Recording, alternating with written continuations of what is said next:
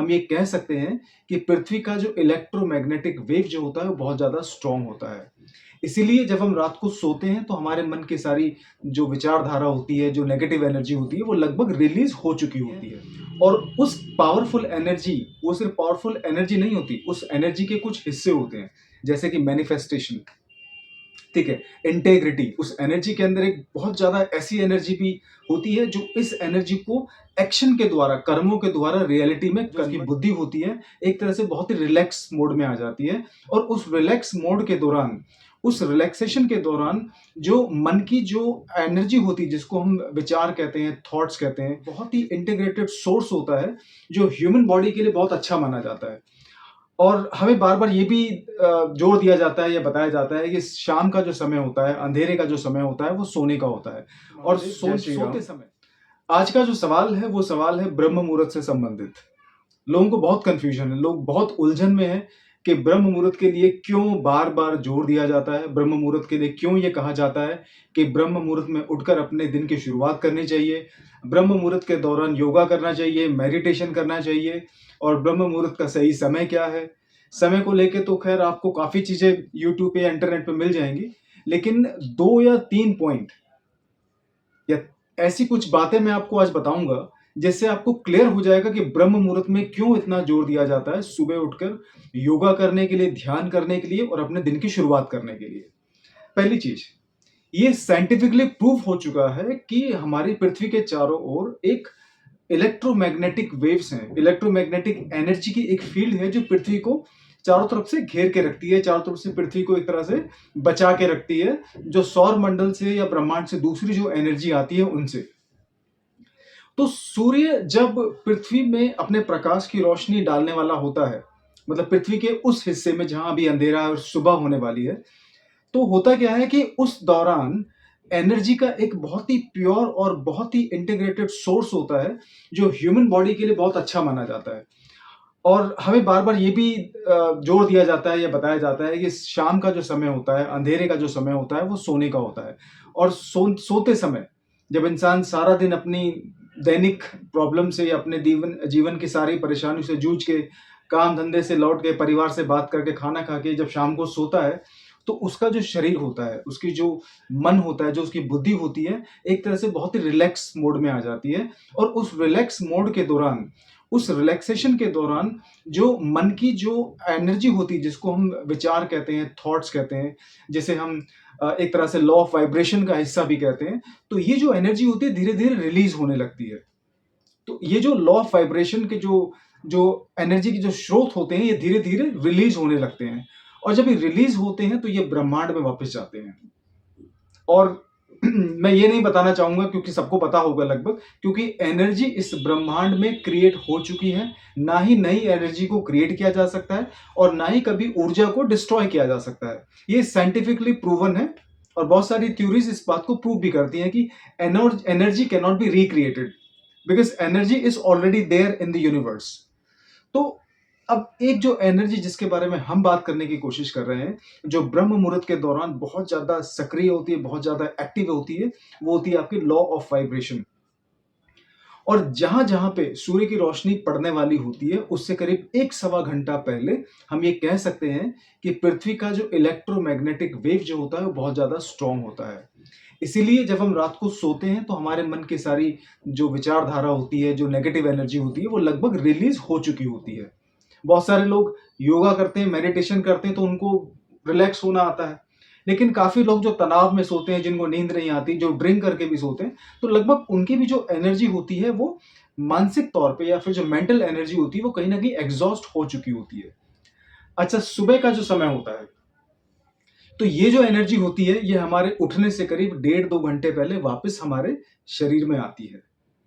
और ये एनर्जी छूट के सबसे पहले ऐसा नहीं कि एनर्जी छूट के ब्रह्मांड में डायरेक्ट ये ट्रैवल कर लेती है, नहीं। ये एनर्जी आपकी जो ट्रैवल करती है ये धरती की सतह से लेके करीब 60 किलोमीटर, 60 किलोमीटर की जो दूरी होती है, उसमें ये एनर्जी रिलीज़ होती है और ये साइंटिफिकली प्रूव हो चुका है।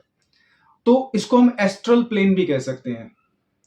तो जब ये एनर्जी इस जगह रिलीज होती है, फिर इस दायरे में रिलीज होती है, तो इस एनर्जी का जो कनेक्शन है या फिर इसकी जो प्योरिटी है, वो ब्रह्मांड की जो पृथ्वी का बाहरी जो क्षेत्र है, जो 60 किलोमीटर से परे का जो क्षेत्र है, उसके साथ इस एनर्जी का कुछ मिक्सचर होता है या इस एनर्जी के साथ कुछ इसका तालमेल बैठता है और ये एनर्जी एक दूसरे को प्योरीफाई करके तब ये एनर्जी वापस हमारे ब्रह्मांड में ट्रेवल करती है, हमारी पृथ्वी की सतह पर ट्रेवल करती है। और इस पृथ्वी की सतह पे एनर्जी जो ट्रेवल करती है, उस एनर्जी को प्योरीफाई करने में, उस एनर्जी को ज्यादा पावरफुल बनाने में सूर्य की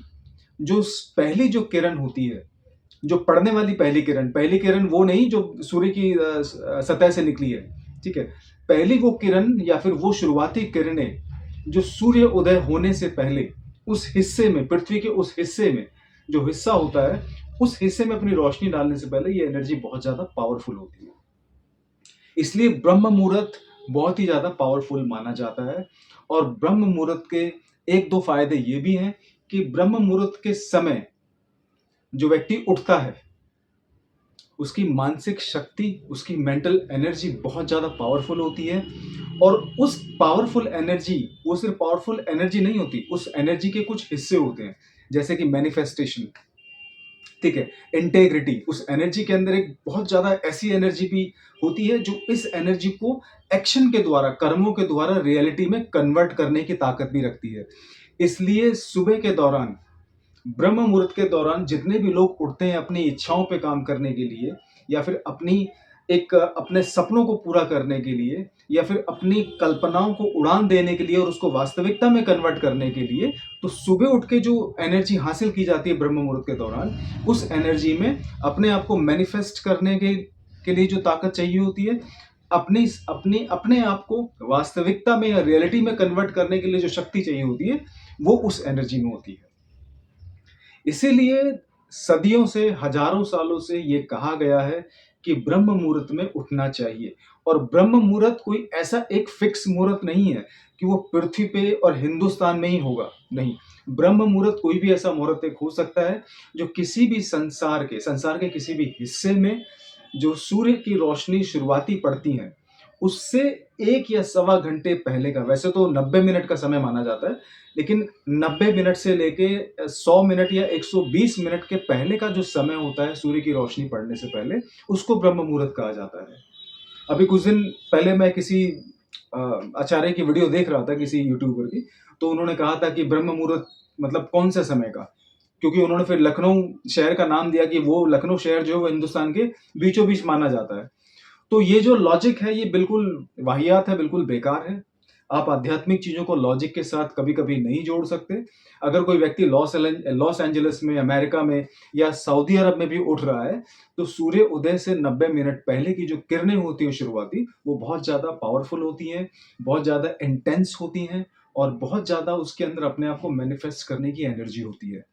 इसलिए कहा जाता है और हर ट्रेडिशन में कहा गया है कि अगर आपको अपने सपनों पे काम करना है, अपने आप को एक कामयाब व्यक्ति बनाना है, अपने आप को एक खुश व्यक्ति बनाना है, तो ब्रह्म मुहूर्त में उठकर कुछ ना कुछ ऐसा मैनिफेस्ट करने की कोशिश करिए। योगा भी करिए, मेडिटेशन भी करिए, लेकिन कुछ ना कुछ ऐसा करने की कोशिश करिए जो आपके जीवन को एक अच्छी दिशा देने की कोशिश करे। ना कि आप नॉर्मल उठ के वही एक मतलब एक नॉर्मल लाइफ जी रहे हैं। तो ये ब्रह्म मुहूर्त की खासियत है। और ब्रह्म मुहूर्त में उठने के और भी कुछ फायदे होते हैं, लेकिन फिलहाल अगर आप ये 2-3 फायदे समझकर अपने जीवन में सुबह उठकर ब्रह्म मुहूर्त के दौरान अगर अपनी इच्छाओं को और अपने सपनों को पूरा करना चाहते हैं, अगर आप एक अच्छे इंसान की तरह जीवन जीना चाहते हैं, तो ब्रह्म मुहूर्त में उठकर इन चीजों को करने की कोशिश जरूर करिए। हर हर महादेव, जय श्री राम। तो सूर्य जब पृथ्वी में अपने प्रकाश की रोशनी डालने वाला होता है, मतलब पृथ्वी के उस हिस्से में जहां अभी अंधेरा और सुबह होने वाली है,